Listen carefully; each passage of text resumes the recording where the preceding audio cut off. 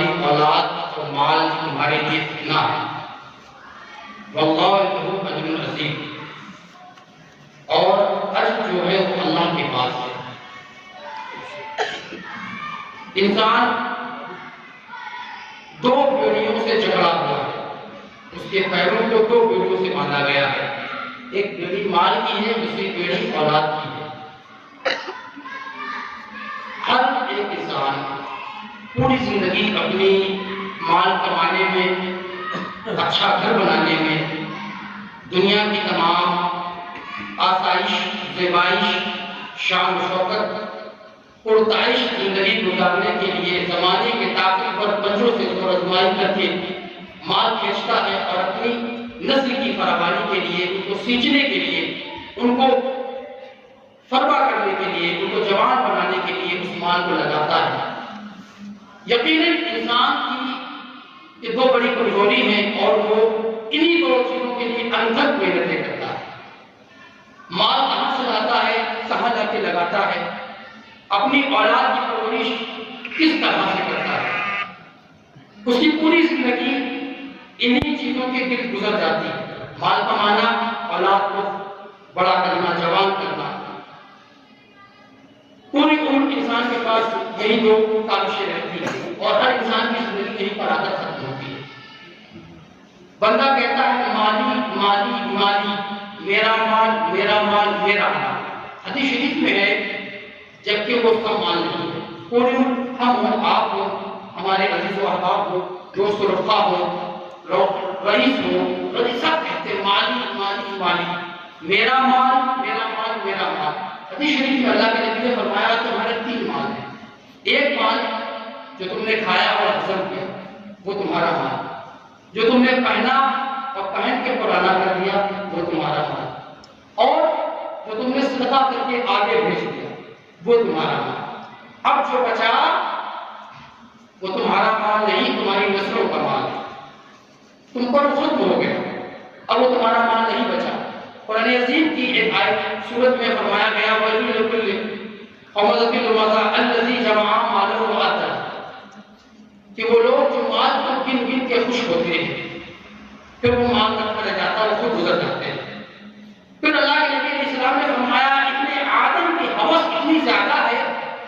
کہ اگر اولاد آدم کو دو گھاٹیاں سونے سے بھری دے دی جائے، مال کی دو گھاٹیاں بھری دے دی جائے، تو اس پر دم نہیں کرے گا، وہ تیسری گھاٹی مانگے گا، تیسری بھی مجھے ملے۔ اللہ کے نبی نے فرمایا ابن آدم کی ہوس اس قدر ہے کہ دو بڑی گھاٹیاں سونے سے بھری اس کو اگر دے دی جائے، پور دے دی جائے، تو پھر وہاں پہ وہ نہیں رکھے گا، مزید تیسری کی تلاش میں پھر تب مانے گا تیسری بھی مجھے مل جائے۔ اب غور کرو مال پر تمہارا کتنا پکڑ ہے، کتنی زور ہے۔ نہ مال کب کام آئے گا آپ کے اگر اس کا صحیح استعمال کیا جائے، اولاد کا کب کام آئے گی اگر اس کی صحیح تربیت کی گئی۔ یہ دو چیزیں آپ کی زندگی کا انمول رتن ہے، استعمال اللہ تعالیٰ نے اس کا آپ کو عطا فرمایا ہے۔ مال زیادہ ہے، خرچ کا طریقہ نہیں معلوم تو اس کا حساب دینا پڑے گا، کہاں سے لا رہے ہو اس کا حساب دینا پڑے گا، کہاں خرچ کر رہے ہو اس کا حساب دینا پڑے گا۔ ایک دوسری چیز ہے اولاد۔ آج کے دور میں لوگ جتنی مال کی حفاظت کرتے ہیں اتنی اولاد کی تربیت پر توجہ نہیں دیتے۔ آپ سینے پر ہاتھ رکھ کر غور کریں کہ آپ کے لیے سب سے قیمتی سرمایہ کیا ہے؟ مال کی اولاد ہے۔ اگر کسی سے پوچھو ہر دانشمند صاحب شعور ذی عقل یہ بتائے گا کہ سب سے قیمتی سرمایہ انسان کے لیے اس کی نسل ہے، جس کی افزائش کے لیے وہ بڑی انتھک محنت کرتا ہے، بڑی کوششیں کرتا ہے، اگر نہ ہو تو دعائیں مانگتا ہے، منتیں سماجتیں کرتا ہے، بزرگان دین کے آستانوں پر چوکھٹوں پر سر رکھتا ہے، منتیں مانگتا ہے، ہر ایک ولی پیر سے ان کے وسیلے سے دعا کرتا ہے، پھر جا کر اولاد آتی ہے، دامنوں میں پھول کھلتا ہے۔ پھر اگر اس کی پرورش صحیح ڈھنگ و آہنگ سے نہ کی جائے تو پھر یہ اولاد تمہارے لیے مصیبت کا سبب بن جاتی ہے۔ اولاد کی صحیح تربیت اللہ نے تمہارے ذمہ لگائی ہے۔ یہ اولاد تمہارے لیے نعمت بھی ہے، اجر بھی ہے، مصیبت بھی ہے۔ اگر اولاد کی پرورش صحیح خطوط پر ہو رہی ہے، اسلامی ضابطے کے طریقے سے ہو رہی ہے، اسلام کے لائے عمل پر ہو رہی ہے، تو یقیناً تمہارے مرنے کے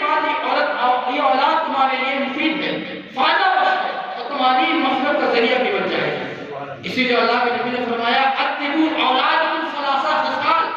حب نبیکم و حب اہل بیتی و قراءۃ القرآن، اپنی اولاد کو 3 چیزیں سکھا دو، اپنی اولاد کو 3 چیزیں سکھا دو، 3 چیزوں کا علم دے دو۔ اگر ان 3 چیزوں سے تم نے اس کو آراستہ کر دیا تو پھر تم اولاد کو امریکہ بھیج دو، افریقہ بھیج دو، ہیوسٹن بھیج دو، مالدیپ بھیج دو، اولاد تمہاری فرما بردار رہے گی، تمہاری تابع رہے گی، تمہاری اطاعت گزار رہے گی، تم سے ایک نمبر دور نہیں جائے گی۔ 3 چیز سکھا دو۔ حب نبیکم، سب سے پہلے اس کا سبب تمہارے نبی کی محبت ہے۔ اپنی اولاد کو سب سے پہلے اپنے نبی کی محبت سکھاؤ، بتاؤ کہ تمہارے نبی کون ہے، یہ نبی آخر الزمان کون ہے، یہ کس ہستی کا نام ہے، ایک اللہ کے محبوب ہے تو ان کی شان کیا ہے، ان کی عظمت کیا ہے، قرآن ان کی کیسے ترانے گاتا ہے۔ پہلے نبی کے بارے میں اولاد کو بتاؤ، کیونکہ اگر نبی کا ذکر آئے تو تمہیں بیٹھنا کیسے ہے، نبی کا نام لیا جائے تو تمہیں درود پڑھنا ہے، نبی کا ذکر کیا جائے تو تمہاری انداز نشست کیسا ہونا چاہیے، نبی کی محفل میں آؤ تو کیا تمہارا طریقہ رہنا چاہیے۔ اولاد کو نبی کی محبت سکھا دو۔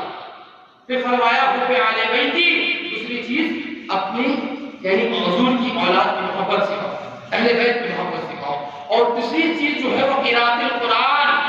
اس کو قرآن پڑھنے کا طریقہ سکھاؤ، قرآن کی تعلیم اس کو سکھا دو۔ اگر وہ قرآن پڑھ لے گا تو اس کا سینہ روشن ہو جائے گا، یا تو پھر وہ ویران کی طرح۔ اللہ کے نبی نے فرمایا اگر کسی کے سینے میں قرآن نہیں ہے تو ویران کی طرح، وہ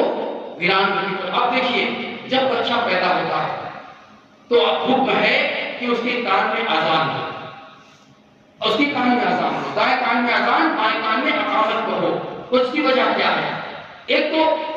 حکمہ نے اور فقہاء نے فرمایا کہ جب اس کان میں اذان دی جاتی ہے تو اس سے کئی بیماریاں دور ہو جاتی ہیں، ام السبیان جیسا مرض اس بچے کے قریب نہیں آتا، دوسری شیاطین اس بچے سے دور ہو جاتے ہیں، اور تیسری بات یہ ہے کہ اس وقت جب بچہ زمین پر قدم رکھتا ہے تو سب سے پہلے اس کی کان میں جو اذان دی جاتی ہے اس سے اللہ کی وحدانیت کا اعلان ہو جاتا ہے،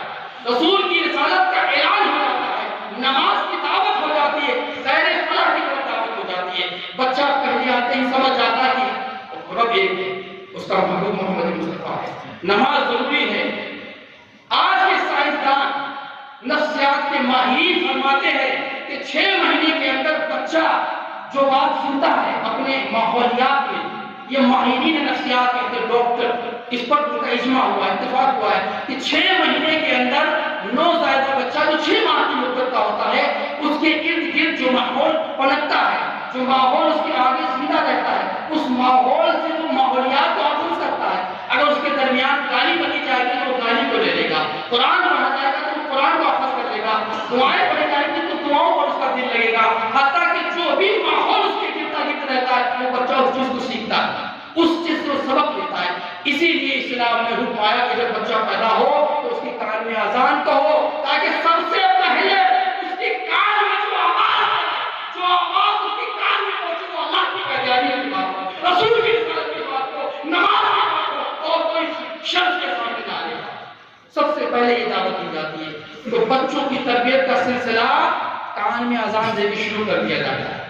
پہلے دن سے اس کی تربیت شروع ہو جاتی ہے۔ سب سے بڑی ذمہ داری گھروں میں ماؤں کی ہوتی ہے، باپ کے طور پہ جاؤ، کما کے لاؤ، بچے کی پرورش کرو، بچے کو کھلاؤ، لیکن ماں کی ذمہ داری کیا ہے؟ اللہ کے نبی نے فرمایا اطلبوا العلم